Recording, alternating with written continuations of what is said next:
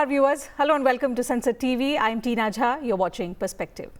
Prime Minister Narendra Modi arrived back home Thursday morning after concluding his two-nation visit to Russia and Austria.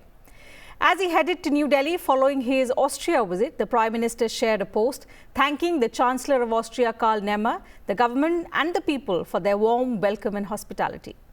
He described his visit to Austria as historic and immensely productive, emphasizing that a new vigour has been added to the friendship between both countries. This was Prime Minister Modi's first official visit to Austria and that of an Indian Prime Minister after 41 years.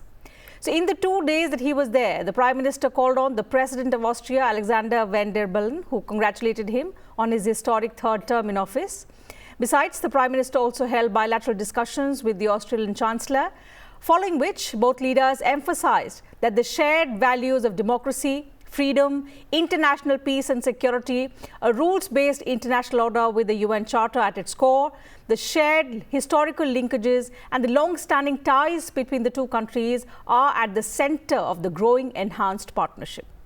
Besides, the Prime Minister also held a meeting with business leaders of both countries, and as is customary during his foreign visits, the Prime Minister addressed members of the Indian community who gave him a rousing reception.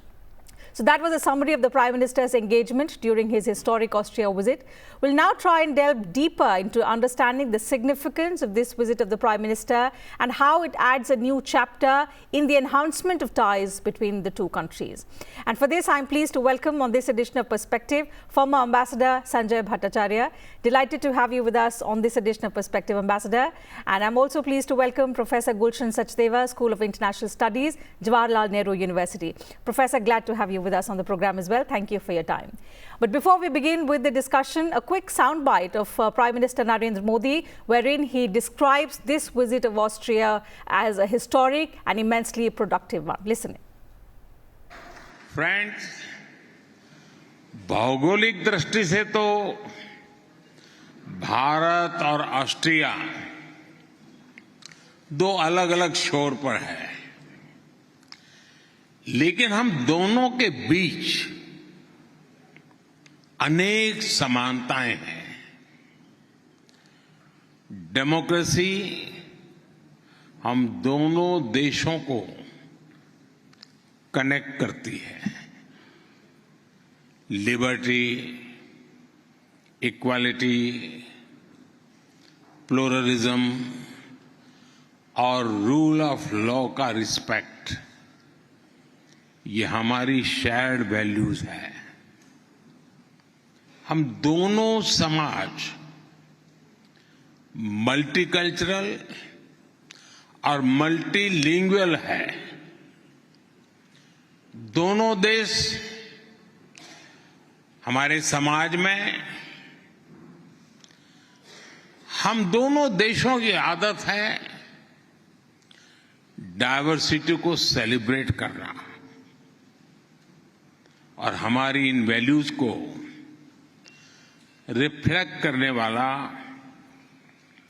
एक बड़ा माध्यम चुनाव है। Austria में कुछ महीनों के बाद चुनाव होने वाला है, जबकि भारत में हमने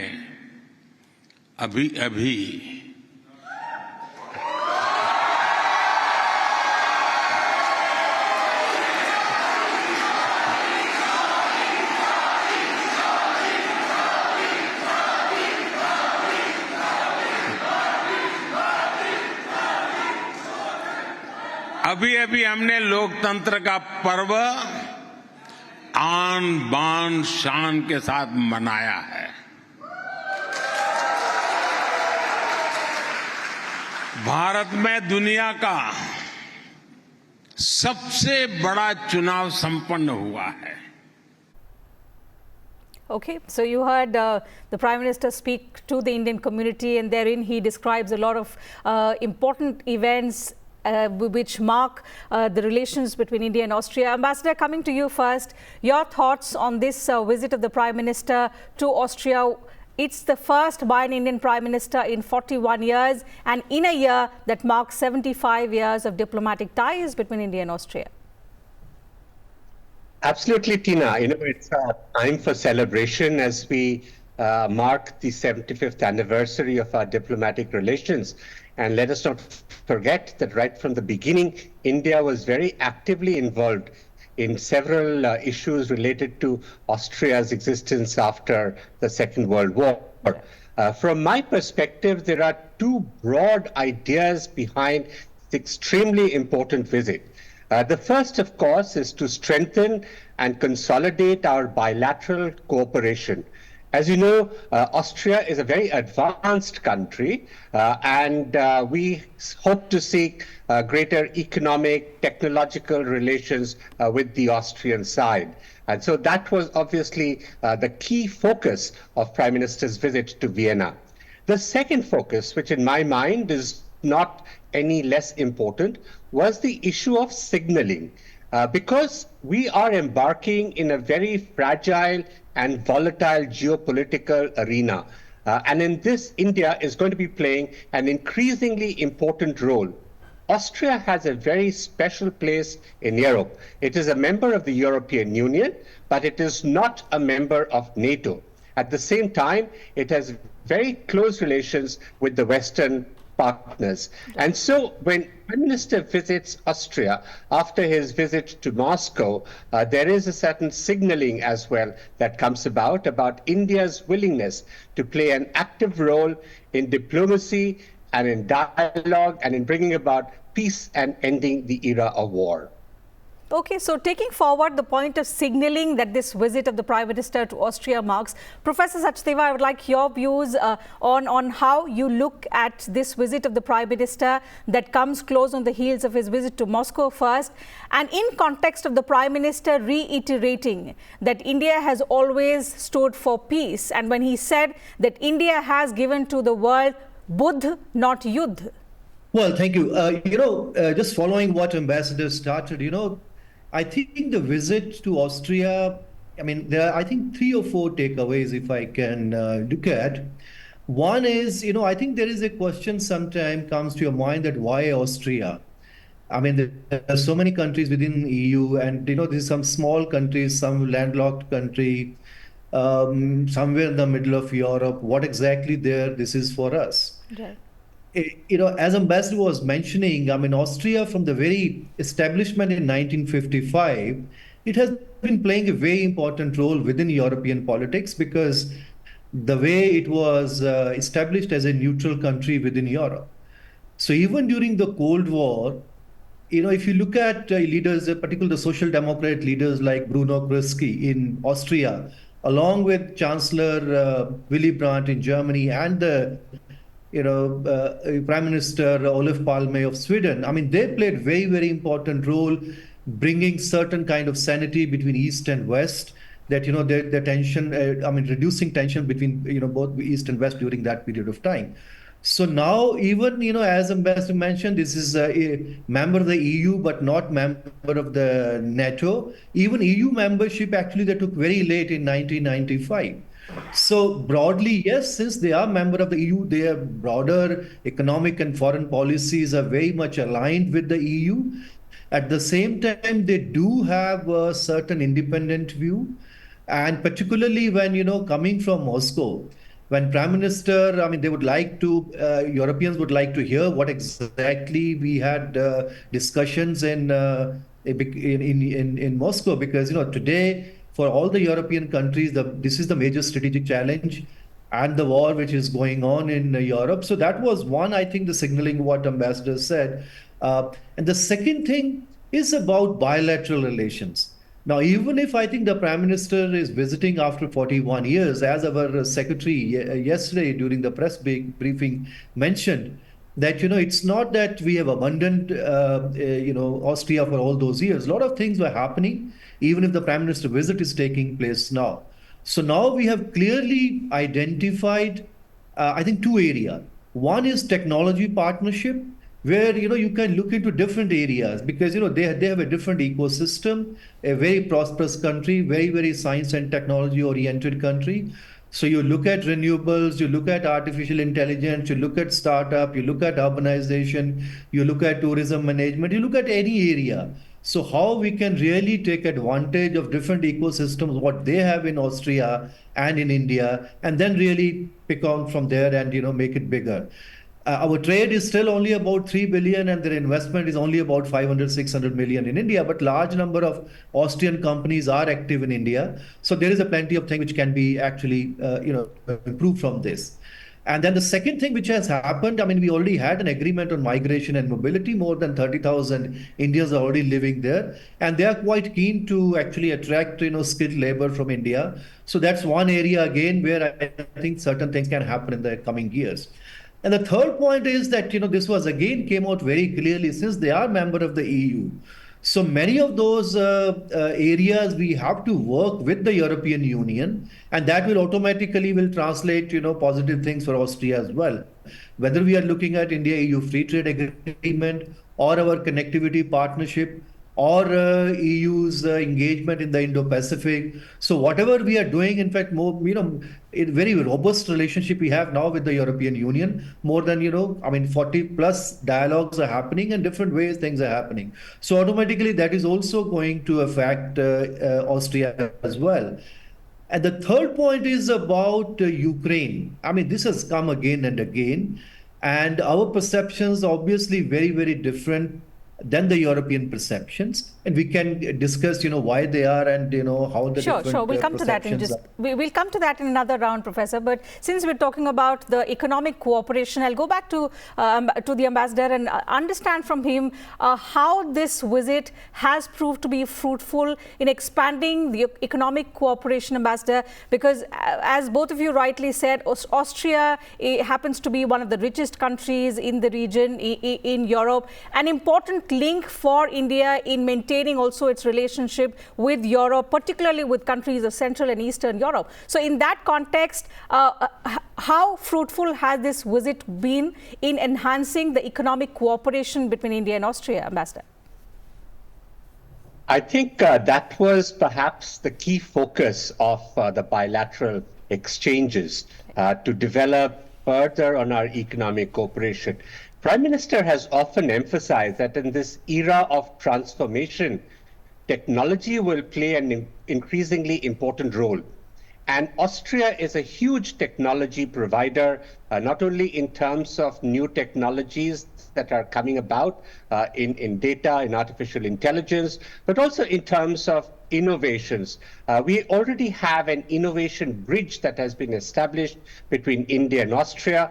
Startups will start collaborating between each other, because one of the most difficult things for a startup is when it tries to scale across boundaries. And when we experience the habits of European countries, it becomes much easier and the learning curve becomes better. The second key idea that Prime Minister focused on, and this was emphasized very strongly when he met with the Austrian CEOs, was the idea of Make in India and a range of incentives, including the PLI that is being provided. So Austrian investments can come into India, and this would be a growing market. India is today the fastest growing major economy in the world. We are becoming part of global supply chains, and therefore what will happen is that Austrian companies will benefit from scale emerging out of Indian investments. And also there would be tremendous opportunities for research and development in many specific areas. The third area in the economic sphere was to look at new energy, renewable energy resources. And Prime Minister had very extensive discussions. And in fact, if you look at the joint statement on enhanced partnership, it carries mention of many of them as well, about wind, about solar, about hydrogen, which is another area in which Austria has done extremely well. There's a very strong commitment towards climate change, which is related to this area of energy transition. And so that was the third key area. The fourth and final key area that I would like to mention on the economic front is what Professor has already touched upon, which is about the mobility arrangements. The WTO is in a bind. The WTO, the World Trade Organization, is actually supposed to enhance mobility, but it's been caught in several issues. But what we've been able to do through the Common Agenda on Migration and Mobility, which we did with the Europeans was that we were able to bring about many mobility and migration partnership agreements with several European countries, including with Austria. And that will bring about the infusion of talent, new skills, new age jobs, which we need in our economy. And Austria and India will both benefit from this. And finally, to round up, I think this is also a word to our European partners in Brussels, in the EU, saying that, we need to really hurry up on the FTA between India and EU. We recently did the FTA with the EFTA countries, which is with Switzerland, Liechtenstein, Iceland, and Norway. But we need to still do this with the European Union. And the encouragement that Austria and other European partners can do would be extremely important. Certainly. So a lot of potential as far as upgrading this relationship is concerned between India and Austria, and ways to explore how this can be expanded was discussed at length. Professor, interestingly, I was going through this MEA document, and what caught my attention was the space partnership that we've had with Austria. The two satellites, that the first, Austria's first two satellites, the TugSat-1 Bright and UniBright, were launched by India's PSLV C-20 from Sriharikota back in 2013. So if I may understand from you how this collaboration happened and whether we have been able to make further progress, considering the fact that India's space sojourn of late has been a huge success. So have we been able to build on that kind of cooperation with Austria? No, in fact, in many areas, because, as, I think we have been discussing that, in so many areas, space, nuclear, where in fact, Austrian companies are very, very advanced. At the same time, they also have a different, I would say, the politics in Austria. Like if you look at the nuclear, I mean, they built nuclear power plants in the 70s. And then there was a referendum and countries said no. And since then, that particular nuclear power plant is still just being used by research and other kind of activities, and even certain cultural activities rather than actually nuclear power. So, different kind of politics, but at the same time, very much oriented, very much focused on high-tech research. Whether you look at space, you look at nuclear, you look at digitization, you look at... So all those areas, and particularly the infrastructure development, and many of those companies, including in space, as you mentioned, we have been collaborating with them, and there is a plenty of scope where we can actually work with many of those Austrian companies. And still, I think there's a plenty of things can be done, so long as, even if, some other smaller countries in Europe, you can see, I mean, their investment in India is much bigger than what Austrian investment here is.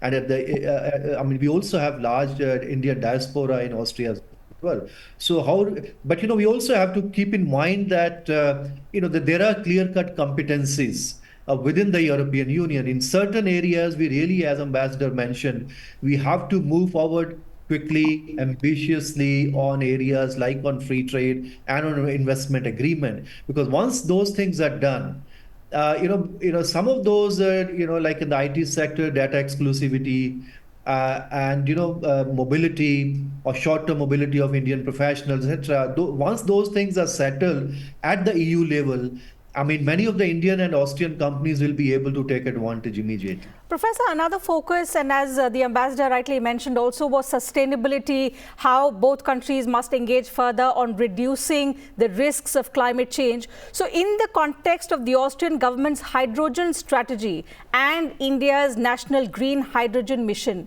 what is the scope for engagement that you see, especially when we are at a time when energy transition takes focus for a country like India?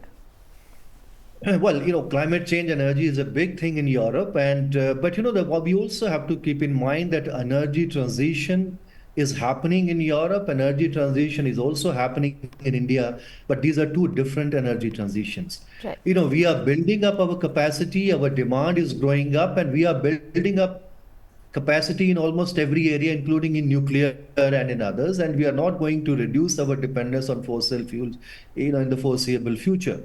In Europe, energy transition is happening because they already had a lot of fossil fuel use before, and now they are moving very quickly towards renewables, and particularly after Ukraine war, when they moved away from Russian energy, or they are trying to move away from Russian energy. So that transition has even accelerated. So those are different transitions, but definitely they have built a lot of capacities, and they are willing to share those capacities with the partners, and there is plenty of scope. Where we have already been working with all different European countries, including with the EU institutions and with individual countries, and all of them are actually doing different kind of experiments on renewables and also on the green energy. At the same time, in fact, it's not just only about energy transition. If you look at any European country, they also looking at basically all the new processes, all the new industries, all the new automobiles, which will come as a result of this energy transition. If companies in Europe are important players today in automobiles, they feel that after 10 years, things are going to be very, very different, and they have to be leader in this. And so in different countries, look at Germany, look at Austria, look at Spain, look at other countries, the kind of urbanization, the kind of building, the kind of processes which are happening. So there is a plenty of scope, I think, for India and the European countries, including Austria, to work together. And we have already built so many partnerships here, and particularly in the context of Austria. Clearly, as I was mentioning, and Ambassador has mentioned earlier, we have identified areas on the technology partnership. And all these technologies, they have a cutting edge technology, and we have our own ecosystem. We are also very good in certain technologies, but we also provide certain bigger scale. So this is what scope, I think, for us and Austria are together to build on this. Right. So bound by shared values like democracy, liberty, and the commitment towards a greener planet is something that we've spoken about. Ambassador, how are we bound by cultural relations? And I ask you this because the Austrian rendition of Vande Mataram has been a huge hit, something that's been appreciated by the Prime Minister himself. Help us understand, and for the benefit of our viewers, how are we historically connected, and how have we expanded the cultural cooperation with Austria? So, I think the kind of connect that we have between India and Europe at large, in terms of the understanding of our civilization and heritage, is actually quite deep. Many of the oldest institutions that studied our old Sanskrit texts were from Europe. There has been a very strong tradition of the study of Indology in Austria. And according to, as a fallout of that particular habit, we see that there is a very strong and marked cultural impact over there, which is not only in terms of our music, classical music and dance, but also in terms of yoga, the practice of Ayurveda, and a better appreciation of things that are India. India is definitely the flavor in countries like Austria today. And over a period of time, with the increased influx of Indians coming in to work, mostly as professionals in Austria, they are highly valued. And they have brought with them their own nature and their culture and values, which have impressed the Austrians very much. As you know, the Austrians are a somewhat conservative society in terms of they are very traditional in their approach. And I think that reflects in a lot of things that they do. So when they are in academics, the depth to which they go in studying Indology, and Prime Minister met with a group of Indologists while he was in Vienna as well, very celebrated Indologists. Some of the initiatives of the Indian government have found appeal, whether it is the International Day of Yoga, which is celebrated very widely across Austria, or the rendition of our national anthem, or the tributes to Mahatma Gandhi, which were penned by luminaries from the Austrian polity and academics. There is a great interest in India. I wanted to get back to one more aspect about Austria, Sure. is that Austria is actually a country which has niche technologies. And I think that is something that is extremely important as we try and develop global supply chains. And Prime Minister emphasized that aspect. So when we are looking at the transition towards a green economy or a greener planet, these ideas, these technologies will be very, very important because they move away from the relatively more rapacious technologies of the past. And when you blend them with the ideas of the heritage of the Indian culture and civilization, that is the perfect blend, because technology by itself can always be in a vacuum unless it has a strong ideological basis. And that is what Indian culture and civilization does to it. And I think the Austrians appreciate that very much. Perhaps this is what has bound us also over the past 75 years. So it's been a milestone journey for the diplomatic relationship between India and Austria, and making it more special was the Prime Minister's maiden visit to the country.